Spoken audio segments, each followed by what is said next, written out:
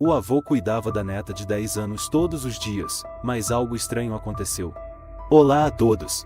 Aproveitem esses momentos de relaxamento enquanto assistem. Miguel Silva e sua neta Cláudia viviam em um bairro tranquilo nos arredores de Jardim América. Desde o divórcio dos pais, Cláudia, então com apenas 10 anos, havia sido levada para morar com o avô. Numa tarde silenciosa de outono, a vizinha Catarina estava sentada na sala bordando um pano de prato, com a janela entreaberta. Ela olhava distraidamente para a casa do Sr. Miguel, como de costume. E então, ela congelou ao ver uma cena perturbadora. Cláudia estava sentada imóvel no chão, encostada na parede, os olhos arregalados de medo, com 2 lágrimas escorrendo pelo rosto, abraçando os joelhos com força. Diante da menina, estava o Sr. Miguel, com o rosto sério, quase ameaçador, e nas mãos segurava algo que brilhava sob o sol, parecia uma faca.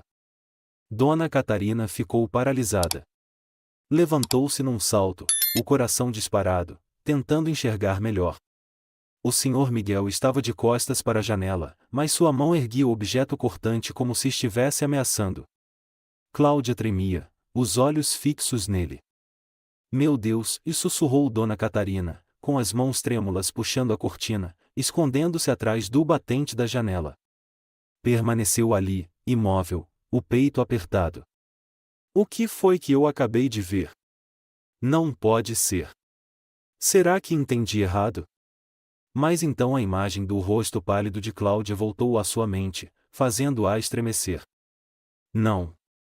Aquele olhar não era normal. Alguns dias depois, já mais calma, ela decidiu agir. Preparou um bolo de fubá, o doce preferido de Cláudia, como a menina havia dito certa vez, e foi bater na porta da casa do Sr. Miguel. Ele atendeu com o rosto tranquilo, embora um pouco surpreso. Dona Catarina! Há quanto tempo? Aconteceu alguma coisa? A voz dele era grave e cortês, como sempre. Olá, Sr. Miguel, ela sorriu de maneira forçada. Fiz um pouco de bolo de fubá para Cláudia. Onde está ela?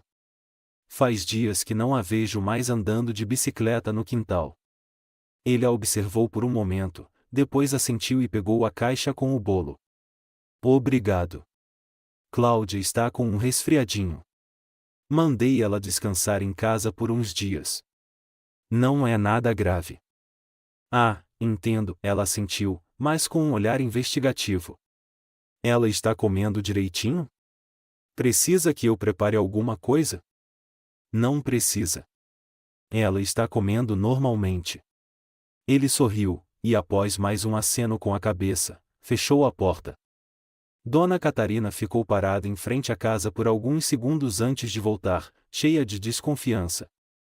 Resfriado? Então por que não abre as cortinas? Por que não deixa a menina sair para tomar um pouco de ar esses dias?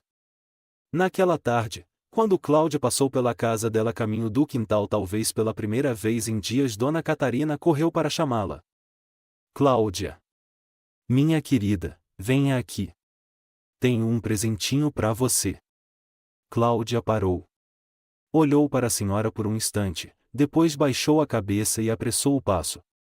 Não disse uma palavra. Nem mesmo olhou nos olhos dela. Dona Catarina ficou paralisada. O rosto empalideceu. Um arrepio subiu pela espinha. Não era o silêncio da menina que a assustava, mas o medo estampado naquele olhar fugaz. Será possível? Naquela noite, ela sentou-se e escreveu no caderno. 1º de outubro. Cláudia não saiu no quintal há 3 dias. A casa do Sr. Miguel permanece com as cortinas fechadas. Quando chamei a menina, ela se esquivou, com olhar assustado. Há algo errado. Então ela se recostou na cadeira, olhando fixamente para o teto. Em sua mente, um único pensamento ecoava. Eu vi direito. Eu não estou louca. Algo horrível está acontecendo naquela casa.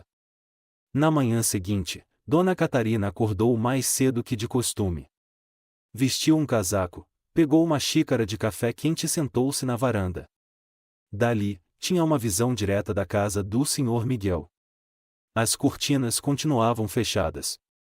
Nenhuma luz se infiltrava. Nenhum som. Mais um silêncio mortal. Ela deu um gole no café, os olhos fixos na casa da frente. Ainda estão dormindo? Murmurou. E estão se escondendo? Estava prestes a entrar quando ouviu passos apressados no beco atrás das casas. Muito rápidos, mas o suficiente para que ela visse Cláudia, com aquele suéter lilás que um dia elogiara, os cabelos desgrenhados e um jeito estranho de andar, como se tivesse sido empurrada ou tivesse caído. Dona Catarina se levantou num impulso, prestes a chamar, mas o som já havia desaparecido.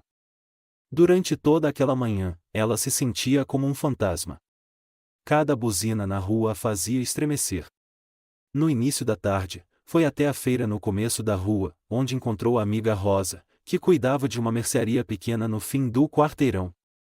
Rosa, você viu a Cláudia ultimamente? Perguntou, tentando manter a voz leve. Dona Rosa balançou a cabeça. Não, faz tempo que não vejo a menina. Esses dias pedi ao Miguel para comprar mais bolo de fubá, mas ele disse que Cláudia não gosta mais de doce. Estranho, né? Ela sempre adorou.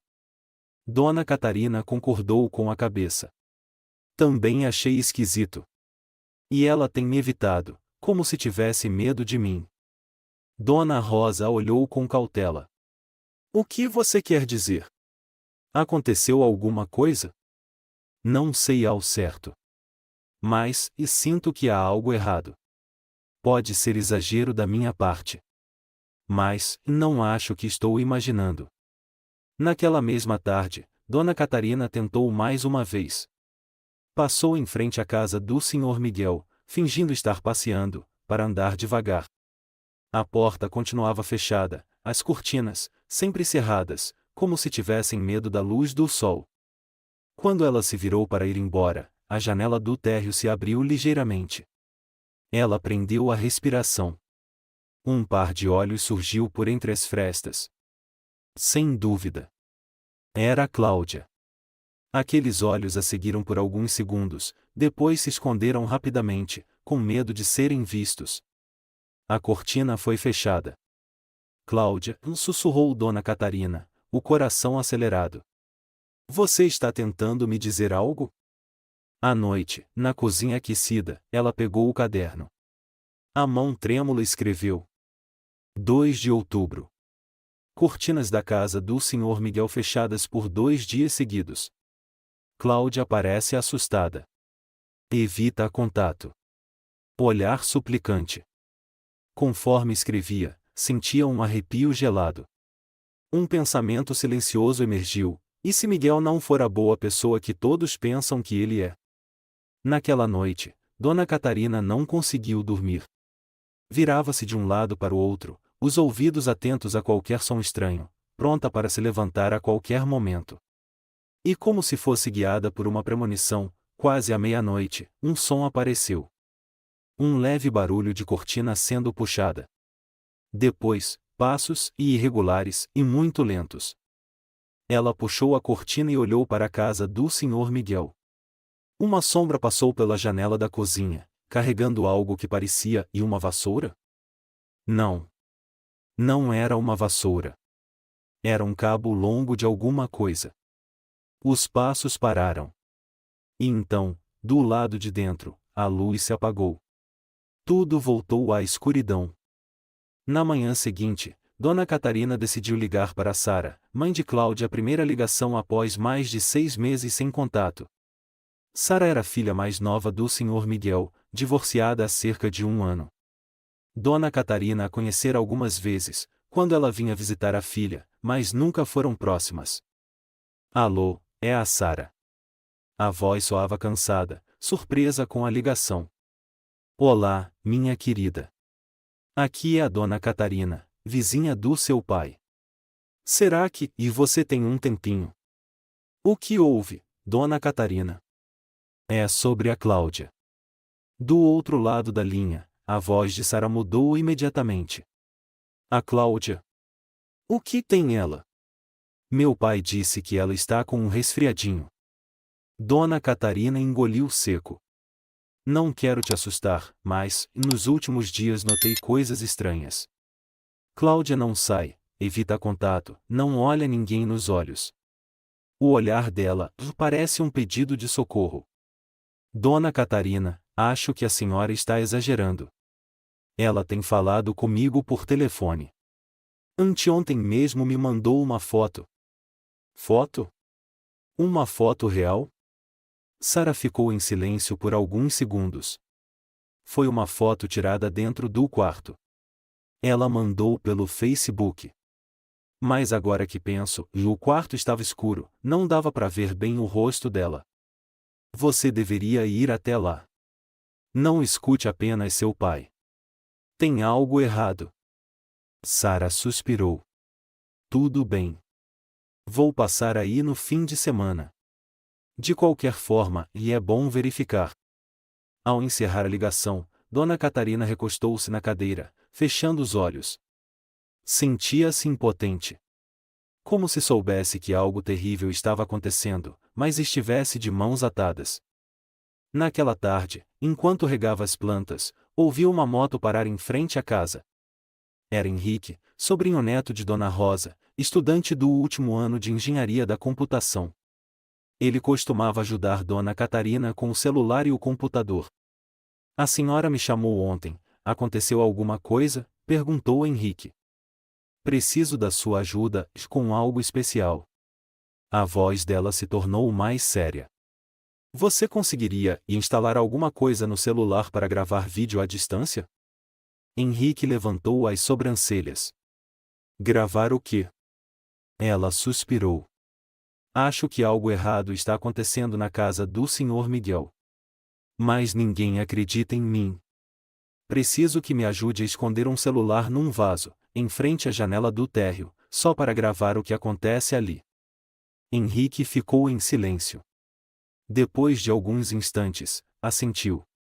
Tudo bem, mas só para observar, está bem? Nada de divulgar nada. Claro que sim. Naquela noite, Henrique posicionou cuidadosamente o celular no lugar certo, com a câmera voltada para a janela do térreo da casa do Sr. Miguel. A noite caiu. Dona Catarina sentou-se no quarto, os olhos fixos na tela do celular transmitindo imagens ao vivo. As cortinas continuavam fechadas. Nada de estranho. Até que o relógio marcou 1 da manhã. As cortinas se mexeram levemente. Uma luz fraca piscou lá dentro. Uma silhueta apareceu. Cláudia. A menina estava sentada no chão, abraçando os joelhos, o rosto pálido. Não olhava para a câmera. Não falava. Mas que tremia como se estivesse apavorada com algo que se aproximava. E o Sr. Miguel? Não aparecia. 1 minuto depois, a luz se apagou. Tudo voltou à escuridão. Dona Catarina pousou a mão sobre o peito. Suava frio. Sussurrou. Meu Deus, o que está acontecendo? Naquela noite, ela não conseguiu fechar os olhos. Na manhã seguinte, assistiu novamente ao vídeo. As imagens apertaram seu coração, Cláudia, com os cabelos desgrenhados, abraçando os joelhos, tremendo. Não havia choro, mas cada movimento da menina gritava desespero e medo. Ela está pedindo socorro, murmurou Dona Catarina, com a mão trêmula enquanto avançava e retrocedia o vídeo repetidamente. Ela ligou para Sara imediatamente. Sara, eu tenho um vídeo. Você precisa vir agora. Não espere até o fim de semana. A voz de Sara ainda soava hesitante. Dona Catarina, eu sei que a senhora está preocupada, mas filmar os outros assim, e isso é. Não é curiosidade, é para salvar a sua filha, interrompeu, quase implorando. Cláudia está trancada, ninguém vê, ninguém sabe. Se você não acredita em mim, ao menos acredite no olhar da sua filha. Sara ficou em silêncio por um longo tempo. Por fim, sua voz suavizou. Está bem. Amanhã, ao meio-dia, pego o ônibus de volta. Só, por favor, não faça nada precipitado. Assim que a ligação terminou, Dona Catarina olhou para o relógio. Ainda era cedo. Ela discou para a polícia. Polícia de Jardim América, bom dia. Bom dia, oficial. Aqui é Catarina Souza. Gostaria de relatar algo estranho na casa do Sr. Miguel Silva, número 14 da Rua Olivo. Que tipo de situação, senhora? Ela respirou fundo. Suspeita de maus-tratos, possível abuso infantil. A neta dele, Cláudia Silva, 10 anos. A menina não aparece há dias, as cortinas vivem fechadas. Já ouvi gritos à noite. A senhora tem alguma prova? Tenho. Consegui filmar, pela janela. A voz do outro lado hesitou. A senhora poderia nos enviar o vídeo para análise? Se for considerado necessário, enviaremos uma equipe para verificar. Dona Catarina assentiu. Após enviar a gravação, ficou esperando, tensa. No final da tarde, 2 policiais, um homem e uma mulher, apareceram em frente à casa do Sr. Miguel. Dona Catarina observava do outro lado da rua, com o coração aos pulos. O Sr. Miguel abriu a porta. Apesar do sol forte no rosto, sua expressão era serena, sem nenhum sinal de inquietação. Convidou os policiais a entrarem, até sorriu levemente. Cerca de 20 minutos depois, os 2 saíram. Dona Catarina correu até eles. Oficial, e então? A menina Cláudia está lá? Vocês checaram alguma coisa? A policial sorriu de leve. Conversamos com o Sr. Miguel. Ele disse que Cláudia está doente, em repouso. Não notamos nada fora do normal. Dona Catarina franziu o senho. E os gritos à noite? E as luzes piscando? E o vídeo? Nós assistimos ao vídeo também. Mas, sem provas mais claras e sem uma denúncia formal de um responsável direto, não podemos agir por hora. O policial respondeu com um tom calmo, como para evitar alarme. Dona Catarina ficou boquiaberta. Então vocês acreditam só nas palavras de um homem que vive sozinho com uma criança trancada no escuro? Entendemos sua preocupação, senhora. Mas, neste momento, tudo precisa seguir os trâmites legais. A policial completou, depois fez um leve aceno e foi embora. Dona Catarina permaneceu ali, imóvel. O céu do entardecer tingia-se de laranja, mas para ela, tudo parecia coberto por um véu cinza e frio. Naquela noite, ela ligou para Henrique. A senhora quer instalar um microfone também? Henrique perguntou, um pouco receoso. Você pode me ajudar? Só quero deixar perto da janela do quarto da Cláudia. Preciso saber o que acontece quando as luzes se apagam. Henrique ficou em silêncio por alguns segundos, depois assentiu. Tudo bem. Mas só dessa vez. Se houver algo sério, terá que ser com a polícia. Eu prometo. No dia seguinte, um pequeno dispositivo foi escondido no vaso da varanda ao lado da câmera. A noite caiu, e Dona Catarina permaneceu sozinha no quarto, os olhos fixos na tela do celular transmitindo imagens borradas. O tempo parecia arrastar-se. Exatamente a 1h15 da madrugada. Um chiado suave soou no fone, um barulho da maçaneta sendo girada. Depois, passos. Então, uma voz grave, quase um sussurro. Para de chorar. Já falei 1000 vezes. É melhor você ficar quieta. Em seguida, um gemido muito baixo. Provavelmente Cláudia. E então, o som de algo se quebrando. Desastrada, a voz do Sr. Miguel ecoou de novo, mais alta. Você quebrou o copo. Silêncio. Depois, passos se afastando. E por fim, o estrondo de uma porta se fechando com força. Dona Catarina ficou paralisada. O corpo inteiro endurecido. Os olhos fixos na tela agora apagada. Na manhã seguinte, ela imprimiu fotos do vídeo e transcreveu o áudio da gravação. Colocou tudo no envelope e levou até a casa de Sara, que havia acabado de chegar do Rio de Janeiro. Sara a recebeu surpresa. Dona Catarina, O que houve? Você precisa ver isso. Ela colocou o maço de papéis sobre a mesa, a mão tremendo. Sara olhou as imagens uma a uma, depois escutou a gravação. Seus olhos passaram da surpresa à incredulidade, até chegarem ao choque total. Mas, e meu pai, e isso não pode ser. A menina está apavorada. Você é a mãe dela. Precisa fazer alguma coisa. Sara apertou com força a borda da mesa. Depois de alguns segundos, levantou-se e pegou o celular. Vou ligar para o meu pai. Preciso saber o que está acontecendo. Dona Catarina segurou seu braço. Não liga antes. Vá até a casa dele. De surpresa. A polícia não vai agir sem uma denúncia oficial sua. Eu vou com você. Sara assentiu. Está bem. Hoje à tarde. No caminho de volta, Dona Catarina sentia como se o coração estivesse sendo esmagado. O ar da manhã já não trazia alívio. Cada respiração era acompanhada de ansiedade e medo. Às 15h30, em ponto, duas mulheres, uma mãe e uma vizinha, estavam diante do portão da casa do Sr. Miguel. Catarina apertou a campainha. A porta se abriu. O Sr. Miguel, com sua calma habitual, sorriu. Sara, Catarina. Vieram fazer uma visita? Entrem, por favor. Sara forçou um sorriso. Vim ver a Cláudia. Não consegui falar com ela nos últimos dias. A menina está dormindo. Ainda com febre. Quero ver com meus próprios olhos. O Sr. Miguel hesitou. O quarto está uma bagunça. Catarina interveio. Só queremos ter certeza de que a menina está bem. Sem esperar mais, Sara empurrou a porta e entrou.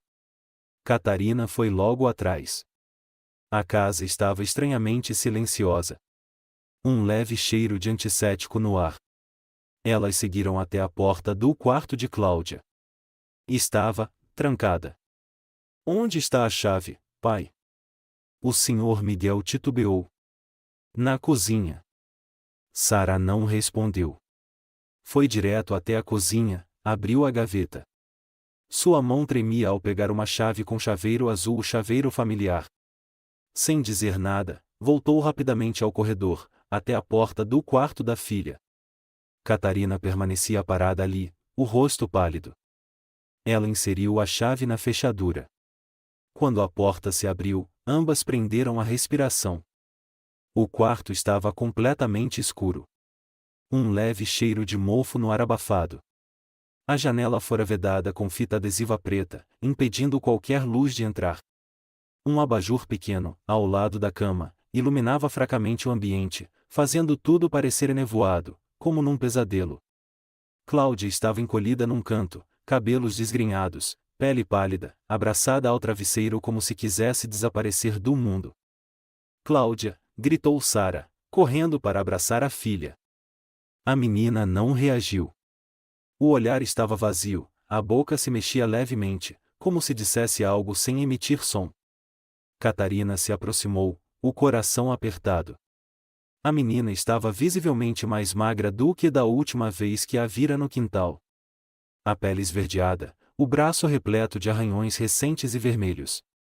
Meu Deus, murmurou Catarina, com as lágrimas subindo à garganta. Nesse momento, o Sr. Miguel entrou no quarto. A voz dele ainda soava fria e ela ainda está fraca. Quase não comeu esses dias. Sara se levantou, virou-se para encarar o pai. Por que trancou a porta por fora? Por que ela costuma andar pela casa de madrugada? Uma vez quase caiu da escada, respondeu o Sr. Miguel. E por isso também vedou a janela? Perguntou Catarina, num tom ríspido. Para evitar o vento frio, Dona Catarina. A menina está doente, com os pulmões frágeis. Sara não respondeu. Ela pegou Cláudia no colo. A menina estava leve demais, frágil demais, como uma boneca de pano gasta. Vou levá-la comigo. Um médico vai examiná-la. Não é necessário, é só uma gripe. Não estou pedindo a sua opinião. Sara respondeu friamente. O Sr. Miguel ficou parado, pela primeira vez demonstrando um breve traço de confusão no rosto. Ele não impediu. Não protestou. Apenas permaneceu em silêncio, observando mãe e filha saírem do quarto. Sara levou Cláudia a um hospital particular nas proximidades. Catarina foi junto, sem desgrudar.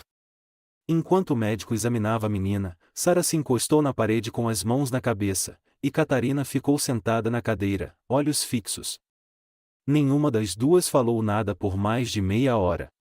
Finalmente, o médico saiu. Era um homem de meia idade, magro, com voz tranquila.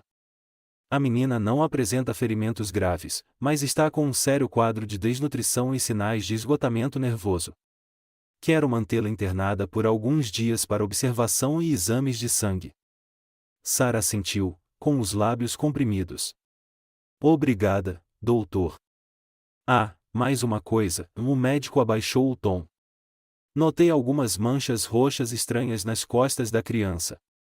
Não posso afirmar a causa. Pode ser resultado de quedas, mas também pode ser de alguma agressão. O senhor está dizendo que ela pode ter sido espancada? Catarina perguntou, com a voz tensa. Não estou afirmando nada. Apenas recomendo que procurem um psicólogo.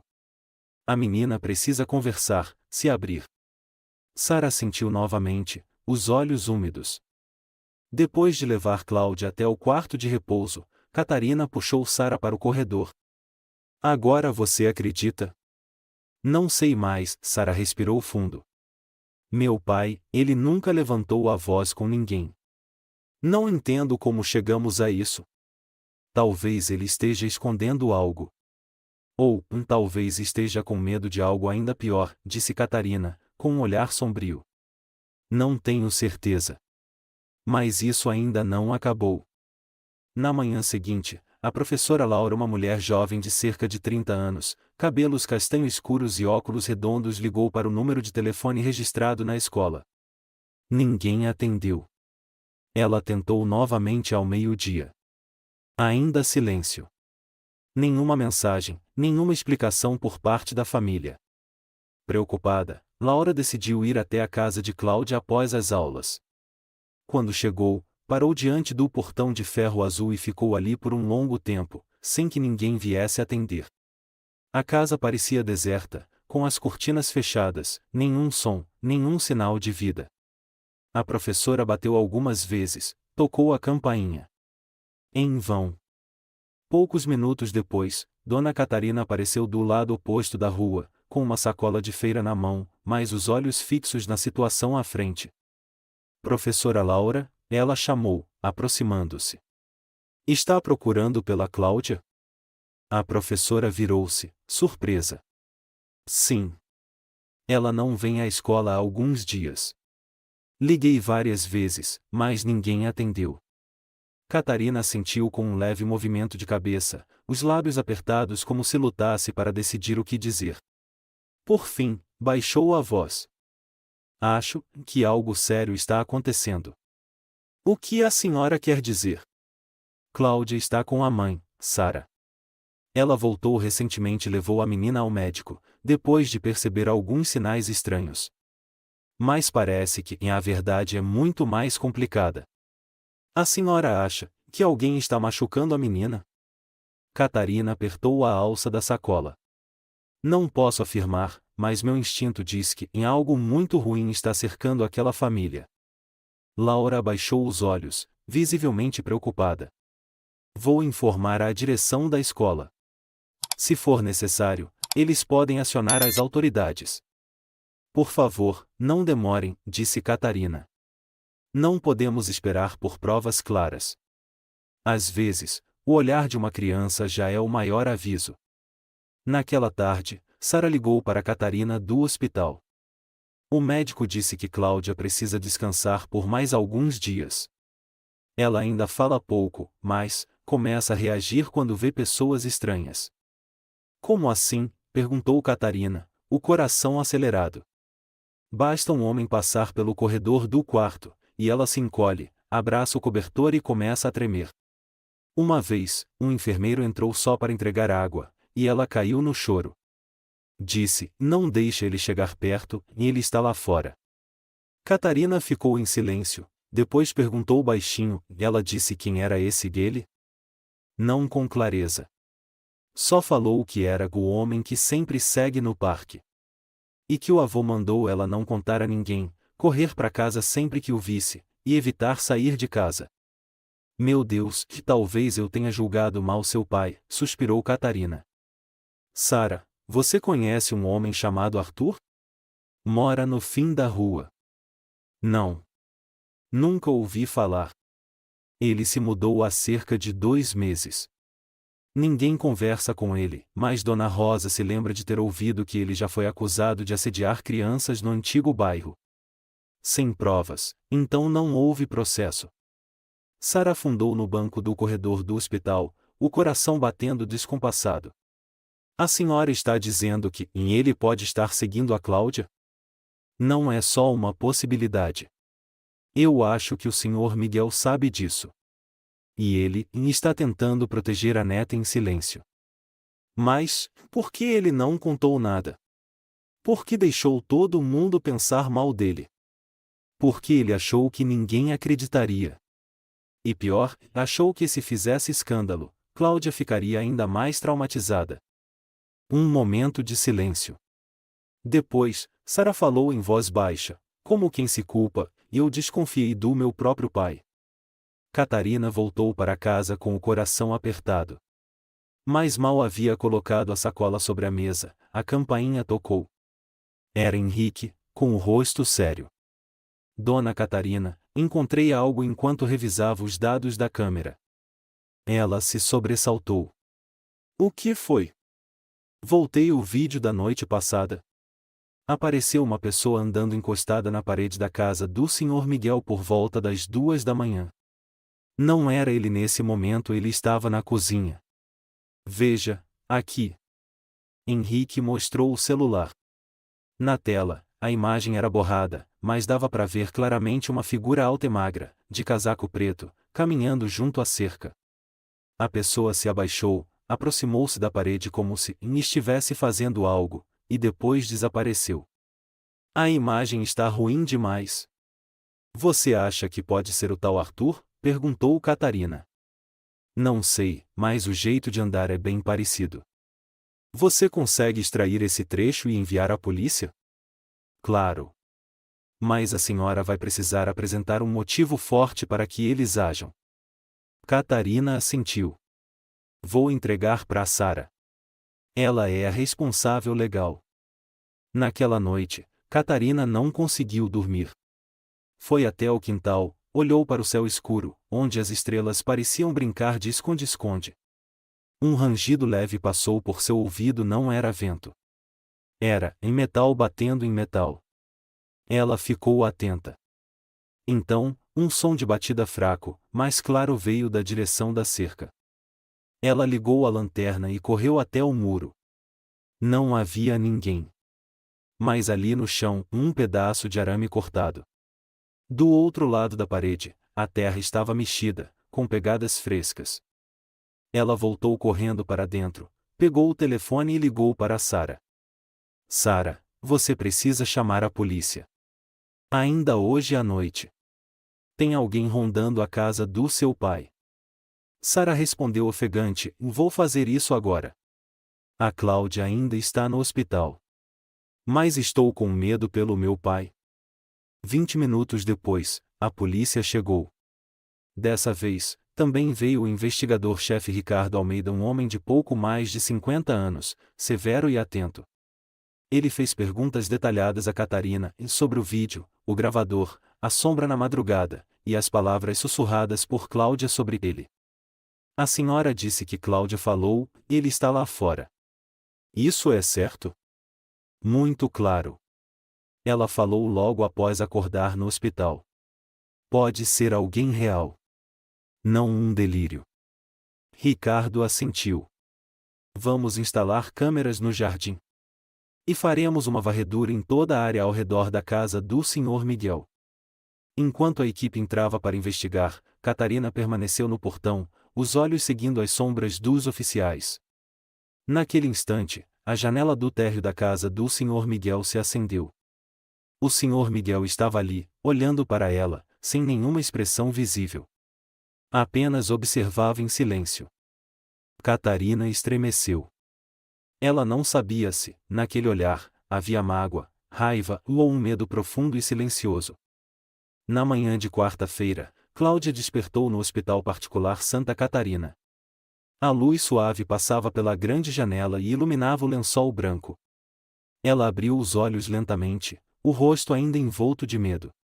Ao lado, Sara estava sentada numa cadeirinha, os olhos marcados por noites sem dormir. Sua mão acariciava os cabelos da filha, tentando transmitir uma paz que nem ela mesma conseguia encontrar. Cláudia, sussurrou Sara, mamãe está aqui. Você consegue me ouvir? A menina não respondeu. Os olhos estavam abertos, mas não viam nenhuma reação. Como se nenhum som do mundo exterior fosse capaz de tocar seu universo interior. Sara olhou para a psicóloga que estava ao lado de uma mulher de meia-idade chamada Lúcia Mendes, de cabelos grisalhos presos cuidadosamente, voz suave porém firme. A menina está em um estado de defesa psicológica muito forte, Lúcia explicou. Está temporariamente recusando qualquer estímulo externo. Como se tivesse trancado a alma. Mas, por quê? Sara tentou manter a voz calma. Porque ela passou por um choque muito grande. Ou que durou tempo demais. Ou os dois. Especialmente quando não há ninguém ao lado dela para ouvir seus sentimentos verdadeiros. Sara baixou a cabeça, apertando com força a mão de Cláudia. Me desculpe. Eu devia ter percebido antes.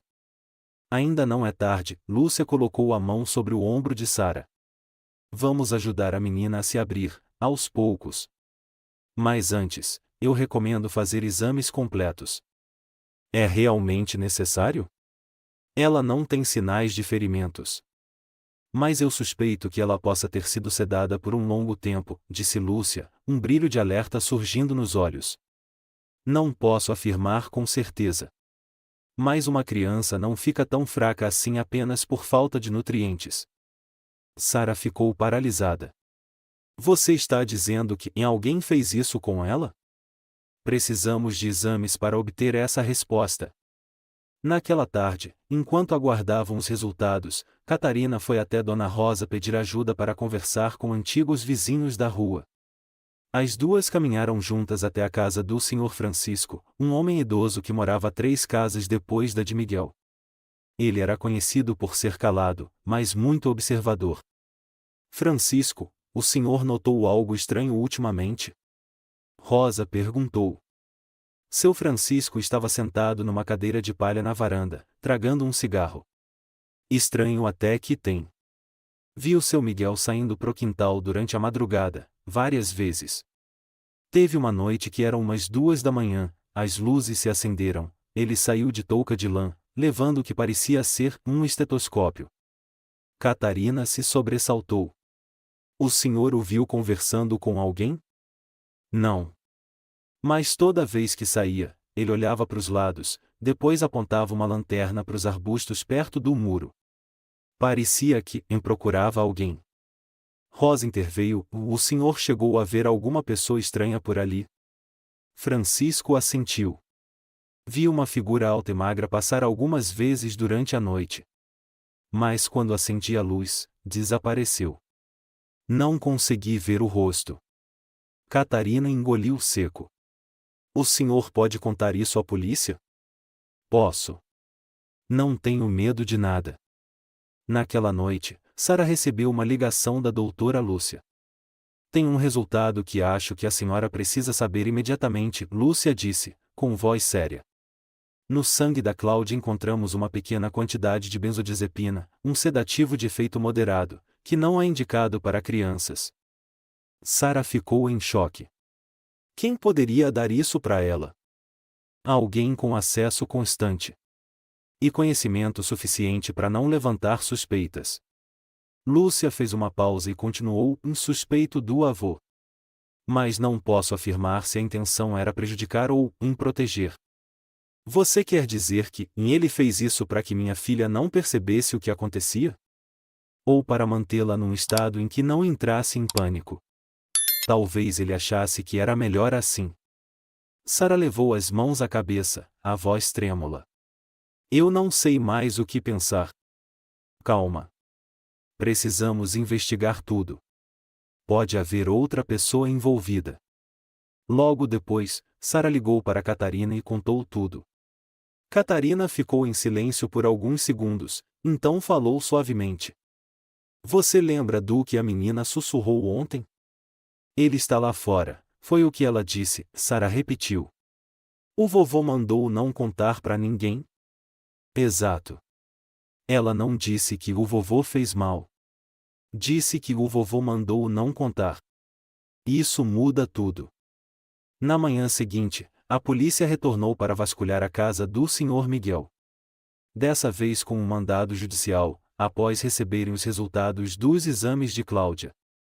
Ricardo Almeida, o investigador-chefe, chegou com 3 outros policiais à casa número 14. O Sr. Miguel estava lendo o jornal na sala de estar, com uma xícara de chá ainda fumegante na mesa. Precisamos revistar toda a casa, Ricardo disse direto ao ponto. O Sr. Miguel não demonstrou resistência. Apenas assentiu. Não tenho nada a esconder. Quando começaram a vasculhar o jardim, um policial jovem gritou: Sr. Ricardo! Aqui! Num vão na parede atrás de um vaso de rosas, encontraram uma pequena caixa de metal. Dentro havia um microfone espião, algumas fitas cassete e um pendrive. Ricardo pegou o conteúdo e olhou para o Sr. Miguel. O que é isso? Gravações, Miguel respondeu lentamente. Eu instalei microfones pela casa, no jardim, e perto da cerca. Eu precisava ouvir qualquer barulho estranho. Por quê? Porque eu sabia que alguém estava vigiando a Cláudia. E por que não avisou a polícia? Eu o avisei. 3 meses atrás. Mas acharam que eu estava paranoico. Disseram que não havia provas. Desde então, eu mesmo instalei os dispositivos, comecei a vigiar por conta própria. Não podia correr riscos. Ricardo estreitou os olhos. O senhor sabe que medicar uma criança com sedativos é crime, não sabe? Sei, Miguel admitiu. Mas eu não queria fazer mal à menina. Só queria que ela dormisse. Ela tinha pesadelos constantes, chorava, gritava todas as noites. Tentei de tudo, até ajuda psicológica, mas nada funcionava. Um policial desceu do andar térreo, segurando um maço de fotos. Senhor Ricardo. Encontramos essas imagens impressas da câmera no jardim. Aparece uma figura estranha. Repetidas vezes durante a madrugada. Ricardo franziu a testa. Finalmente, uma pista. Ele olhou para Miguel. Vamos levar todo esse material para análise. E o senhor está temporariamente convocado a prestar depoimento na delegacia. Tudo bem, Miguel disse, levantando-se, o rosto sereno. Desde que encontrem ele. O celular de Sara vibrou. Era ela novamente. Dona Catarina, em sua voz tremia. O que foi, minha filha? A Cláudia, ela desmaiou no banheiro. Quando conseguimos reanimá-la, ela sussurrou um nome. Que nome? Arthur. Catarina apertou o celular com força e se levantou num salto. Tem certeza? Tenho. Ela falou com clareza, e Arthur, ele está lá fora. O vovô mandou eu ficar calada, e ele me seguia no parque. Catarina não respondeu. Pegou o telefone e correu direto para a casa da Dona Rosa. Rosa, você tem o número do delegado Ricardo? Tenho. Por quê? Rosa estranhou. Ligue para ele. Agora. O Arthur que mora no fim da rua é o homem que está aterrorizando a Cláudia. Rosa entendeu na hora. Entregou o telefone a Catarina e, em menos de 10 minutos, 3 viaturas policiais já estavam em frente à casa de Arthur. A casa número 21 da Rua das Oliveiras estava em silêncio absoluto. As cortinas fechadas, nenhuma luz acesa. Ricardo ordenou o cerco, depois foi ele mesmo bater à porta. Senhor Arthur Santos, abra a porta. Aqui é a polícia. Nenhuma resposta. Último aviso. Abra imediatamente. Silêncio. Ricardo fez sinal. Um policial arrombou a fechadura com uma alavanca. A porta se abriu com um estalo. Dentro, tudo escuro, um cheiro forte de mofo e sujeira no ar. A equipe entrou, lanternas vasculhando cada canto, cada porta. Nada na sala. Dividam-se em 2 grupos. Verifiquem cada quarto, gritou Ricardo. No primeiro quarto, vazio. No segundo, apenas uma parede manchada. No último cômodo, Ricardo empurrou a porta com força e ficou chocado. Na parede havia um enorme mural de cortiça com dezenas de fotos todas de Cláudia. De longe, de perto, no quintal de casa, no parque, comendo sorvete, indo para a escola com a mochila. Algumas tiradas por trás, outras de ângulos baixos como se fossem feitas por câmeras escondidas. Algumas estavam ampliadas, circuladas com caneta vermelha, anotadas com horários, 11h30, sai pro quintal às 17h, o velho atrapalha. Um policial jovem tremia e meu Deus. Ricardo franziu a testa e se aproximou. Na mesa, um notebook ligado, mas a tela estava preta. Ele sinalizou, levem para o laboratório.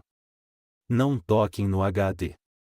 Tem um bilhete aqui, delegado, outro policial entregou uma folha amassada. O conteúdo, rabiscado às pressas, dizia: aquela menina devia ser minha. Aquele velho estragou tudo. Preciso acabar com ele antes que tudo desmorone. Ricardo dobrou o papel, o rosto tenso. Emita um mandado de prisão em toda a cidade. Arthur Santos. 1,83 m, magro, cabelos grisalhos. Pode estar armado. Sara estava diante da porta da sala de recuperação, ainda com as mãos trêmulas. A doutora Lúcia se aproximou com suavidade. A menina está estável. Foi apenas um desmaio por causa emocional. Mas dessa vez, ela falou mais. Sara se levantou num pulo. O que ela disse? Cláudia contou que, numa tarde de 3 semanas atrás, enquanto brincava no parque perto de casa, um homem estranho se aproximou. Ele sorriu e disse que era amigo da mãe dela. Tentou-lhe oferecer balas e chegou a tocá-la. Cláudia ficou assustada e saiu correndo. Naquela noite, contou tudo ao avô. E a partir daí, tudo começou, sararfou. Exato. O Sr. Miguel passou a manter a menina dentro de casa para mantê-la segura. Ele não quis chamar a polícia porque achava que ninguém acreditaria nele. Mas e os sedativos? Sara perguntou, os olhos brilhando de raiva. Lúcia assentiu. Talvez ele tenha pensado que era a única forma de ajudá-la a dormir. Um homem idoso, sem saber como agir da maneira correta e mais desesperado de preocupação. Sara segurou a cabeça com as mãos. Eu entendi tudo errado sobre meu pai. Lúcia segurou sua mão. Ainda dá tempo. Naquela noite, Catarina estava sentada sozinha na sala de estar. A luz amarela fraca projetava sua sombra nas paredes manchadas. Sobre a mesa estavam suas anotações das últimas semanas, todas organizadas com precisão. Mas, pela primeira vez, ela não as tocou. A porta de madeira se abriu levemente. Era Henrique. Vó, e a polícia acabou de me ligar. Temos novidades. Catarina se virou, o olhar reacendendo. O laptop do Arthur continha centenas de arquivos com fotos de outras meninas. Não só da Cláudia. Fotos tiradas no parque, no supermercado, na escola. Alguns arquivos estão criptografados. Eles estão tentando decifrar. Catarina fechou os olhos. Meu Deus! E também há um vídeo. De uma câmera escondida atrás dos arbustos perto do quintal do Sr. Miguel. Mostra claramente o Arthur pulando o muro várias vezes. O Sr. Miguel sabia, ela sussurrou. Ele não era paranoico. Estava protegendo a neta dele de um monstro. Henrique sentou-se ao lado da avó. Eles vão pegá-lo logo. A cidade inteira está atrás dele. Catarina assentiu levemente, os olhos marejados. Talvez esteja na hora de todos pedirem desculpas a ele. No hospital, Sara entrou no quarto de Cláudia. A menina estava sentada, recostada no travesseiro, ainda com o rosto cansado, mas o olhar não era mais vazio. Mamãe, e ela disse baixinho. Sim, mamãe está aqui. Sara segurou a mão da filha, tentando conter as lágrimas. Eu tenho medo dele descobrir onde é o hospital. Não, meu amor. A polícia está te protegendo. Todo mundo já sabe o que aconteceu. Cláudia balançou a cabeça levemente. O vovô disse que ninguém acreditaria. Então ele colocou câmeras, gravou áudios, e ficava acordado à noite para vigiar e me deixar dormir segura.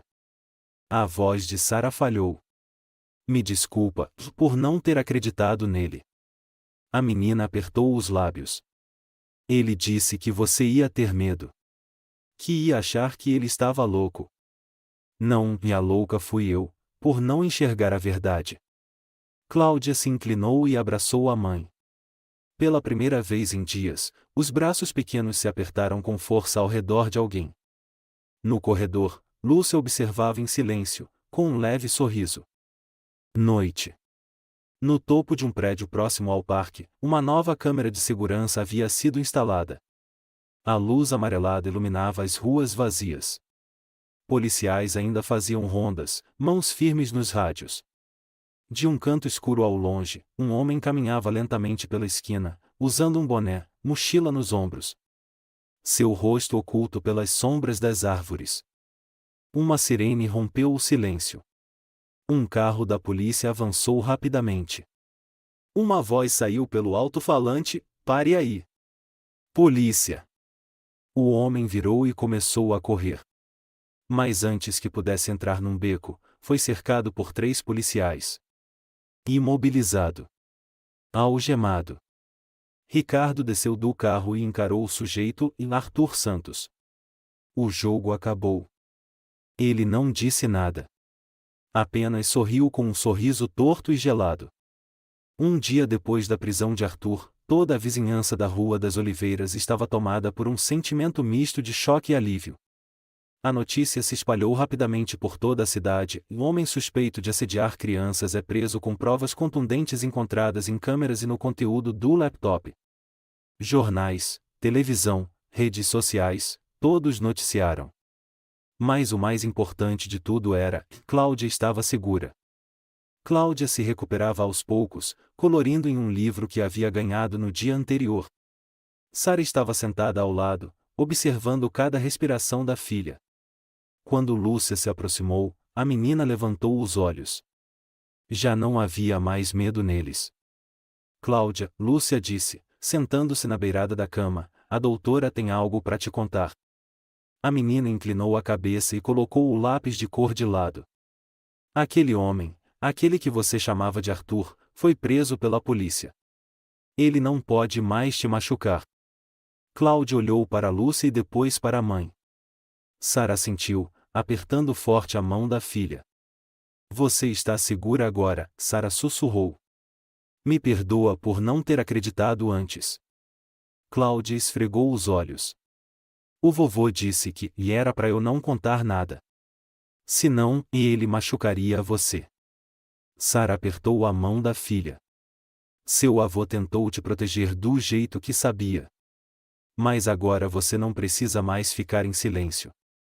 Ninguém vai machucar a gente. Lúcia assentiu. Estamos todos aqui por você, Cláudia. E seu avô não é um homem mau. A menina mordeu os lábios, e depois sussurrou, como quem se liberta: eu sei. Na delegacia de Jardim América, o Sr. Miguel estava sentado diante do investigador Ricardo Almeida, na sala de interrogatório. Ele não estava algemado, nem tratado como criminoso, pois após a análise dos equipamentos instalados na casa, tudo indicava uma única intenção: proteger Cláudia. Ricardo colocou uma cópia do relatório da perícia sobre a mesa, abrindo-a com cuidado. Analisamos todos os dados dos equipamentos que o senhor instalou. Um sistema bastante sofisticado, microfones escondidos nas frestas das portas, câmeras camufladas atrás das plantas, sensores de movimento. Minha neta é tudo o que me resta, Miguel disse com voz grave. Perdi minha filha mais velha num acidente, perdi meu genro com o divórcio. A Cláudia é a coisa mais preciosa que ainda me liga a este mundo. Ricardo assentiu, o olhar suavizado. O senhor sabe que administrar sedativos em crianças sem prescrição é ilegal. Eu sei, Miguel abaixou a cabeça. Mas não tive má intenção. Cláudia não dormia há semanas. Ela se assustava, chorava de madrugada, dizia que via alguém no jardim. Chamei a polícia. Eles vieram, olharam ao redor e foram embora, como se eu estivesse delirando. Então o senhor decidiu virar policial por conta própria? Ninguém acreditava em mim. Mas eu vi ele, o Arthur. Vi pela primeira vez numa noite, mês passado. Ele estava debaixo da árvore no fundo do jardim, encarando a janela do quarto da Cláudia. Achei que estava enlouquecendo. Ricardo ficou em silêncio. Tentei denunciar de novo. Ninguém fez nada. Então instalei câmeras, microfones. Fiquei de vigia todas as noites. Até simulei discussões dentro de casa, ligava a televisão alta, fingia estar bravo. Para se ele estivesse ouvindo, pensar que a menina estava sendo vigiada de perto. E o senhor trancava a porta do quarto da menina? Aquele era o quarto antigo do térreo. Não deixava minha neta sair, porque achava que ele podia estar esperando. Tinha medo de ela ser levada, como aquelas crianças dos noticiários. Ricardo suspirou e fechou o relatório. Não posso dizer que o senhor estava certo. Mas também não posso dizer que estava errado. Talvez o senhor tenha sido o único a fazer o que precisava ser feito. Na manhã seguinte, Catarina foi ao hospital. Levava uma caixa de bolinhos recém-assados, ainda quentinhos sob o pano de tecido. Catarina. Sara sorriu ao abrir a porta do quarto. Entra, a Cláudia já acordou. Catarina entrou. Cláudia estava sentada na cama, os cabelos penteados com cuidado, os olhos muito mais vivos do que no dia anterior. Você está se sentindo melhor? Catarina perguntou, colocando a caixa de bolos sobre a mesinha. Cláudia assentiu. Não sonho mais com ele.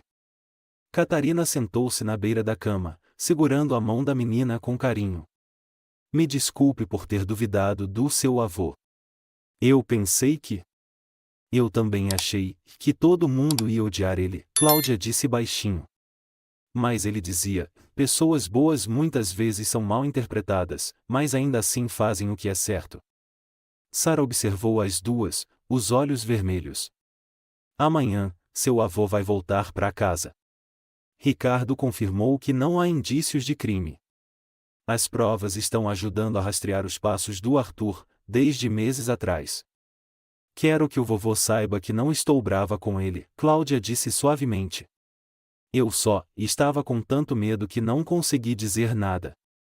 Catarina abaixou a cabeça e apertou mais forte a mão da menina. Ele vai ficar muito feliz ao ouvir isso. À tarde, a casa número 14 da Rua das Oliveiras se abriu pela primeira vez em semanas. Miguel voltou para casa, e Sara e Cláudio o aguardavam na varanda. Quando ele entrou no quintal, seu olhar procurou apenas uma pessoa e Cláudia. Ele parou. A menina correu até ele, o abraçou apertado, os bracinhos pequenos envolvendo como se temesse perdê-lo outra vez. Vovô, e me desculpa, ela sussurrou. Miguel se ajoelhou e a abraçou. Não. Quem deve pedir desculpas sou eu. Fiz você sentir medo, porque não soube explicar direito. Sara olhou para o pai, depois se aproximou e os abraçou juntos. Catarina, ao longe, segurava a bolsa, os olhos marejados. Ela não disse uma palavra, apenas acenou com a mão. Miguel a olhou e retribuiu com um aceno que continha uma história inteira de mal-entendidos, medo e perdão.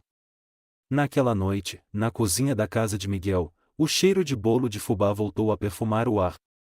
Cláudia estava sentada em uma cadeira alta, com os cotovelos apoiados na mesa, observando o avô descascar uma maçã, desta vez com um descascador de verdade, mas com um semblante tranquilo e um sorriso leve enquanto brincava com a neta.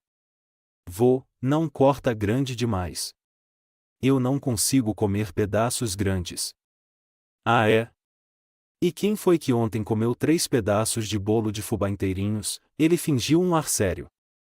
3 semanas após a prisão de Arthur, o Tribunal de Jardim América abriu a audiência preliminar contra o homem que havia semeado medo em Cláudia e talvez em muitas outras crianças.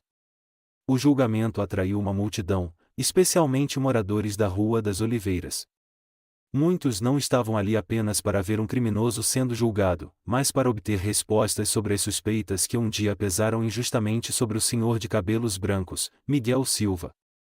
Sara estava sentada no banco das vítimas, segurando com força a mão de Cláudia. A menina usava um vestido floral em tom suave. Seu olhar estava mais iluminado, mas ela ainda segurava firme a mão da mãe, como um pequeno ancoradouro emocional. Catarina também estava presente, sentada em silêncio ao lado de Henrique e Dona Rosa. Todos aguardavam o momento em que a verdade finalmente viria à tona. O juiz bateu o martelo. Iniciamos a sessão de julgamento do réu Arthur Santos, 58 anos, pelos crimes de invasão de privacidade, assédio e indícios de tentativa de sequestro de menor de idade. O promotor começou: temos provas claras extraídas do computador pessoal do réu, dezenas de arquivos contendo fotos de crianças que foram observadas e classificadas. Entre elas, mais de 70 fotos da menina Cláudia Silva, neta do Sr. Miguel. Vídeos mostram o réu aproximando-se da residência, pulando o muro, usando dispositivos de gravação escondidos. O homem magro permaneceu calado no banco dos réus. Seu terno cinza amassado não escondia o ar derrotado, mas seus olhos ainda brilhavam com teimosia. O promotor prosseguiu: temos também uma carta escrita à mão, encontrada no quarto do réu, com anotações explícitas de que pretendia dar fim ao velho por atrapalhar seus planos. Há registros de horários e rotinas da menina Cláudia, e um plano para abordá-la na saída da escola. O advogado de defesa levantou-se, falando em tom baixo: e meu cliente tem histórico de transtorno mental leve? Ricardo, sentado nos bancos de trás, balançou a cabeça discretamente. Um outro policial sussurrou: ele sabia exatamente o que estava fazendo. Tudo foi planejado. Não dá para pôr a culpa na mente. Na hora dos depoimentos, Sara levantou-se. Suas mãos tremiam levemente, mas o olhar era firme. Sou a mãe da Cláudia. Durante meses, minha filha viveu assombrada, sem conseguir falar, sem dormir, em puro terror. No começo, também interpretei mal meu pai, Miguel, por ser tão extremo em suas formas de protegê-la. Mas no fim, tudo ficou claro. Meu pai não estava errado. Ele foi o único que confiou no instinto de uma criança. Atrás, Catarina sentiu com lágrimas caindo sem controle. Cláudia também pôde se pronunciar, com proteção e supervisão especial. Eu só queria dizer: meu avô não fez nada de errado, disse a menina, a voz pequena mais clara. Ele ficava acordado toda noite para me proteger. Colocou cerca, colocou o microfone, colocou câmera. Eu não entendo tudo, mas sei que ele fez isso porque me ama e queria me proteger. O tribunal ficou em silêncio por um longo momento. O juiz assentiu, depois declarou a sentença. O réu Arthur Santos é condenado a 14 anos de prisão, sem possibilidade de liberdade condicional nos primeiros 8 anos. Após cumprir pena, será submetido a monitoramento especial. Um leve aplauso ecoou de um canto da sala. Era Dona Rosa. E logo, outras pessoas se levantaram.